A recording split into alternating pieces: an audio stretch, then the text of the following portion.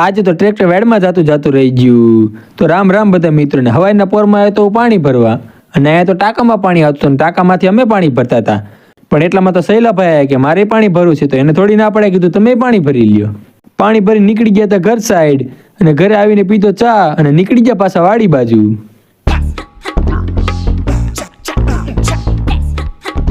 પૂગી ગયા હતા વાડીએ, અને વાડીએ તો આપણે રોટાવેટર હાંકવાનું કામ ચાલુ હતું. તમે ગમે એ કયો, ટ્રેક્ટરના માલિકને હરખાઈ છે. ડ્રાઈવર ટ્રેક્ટર હેકા રાખે ને આને નિરાયતે બેહવાનું.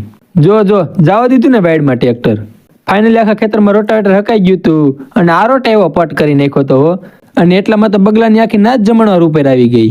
This is one and only મારા ખેતર કા સાડિયા. અને માર્યો મેં એને ફડાકો. ए धनिया इधर मत मार, समझा क्या? क्यों? इधर छोटा दिमाग होता है, आदमी मर जाता है. હાલો હવે ઘીરે. તા તો હોન્ડા ના પાડવા મળ્યું કે મારે નથી આવતું, એકલો હાલ્યો જા. પણ હું તો તોય હોન્ડા લઈને નીકળી ગયો ઘર સાઈડ.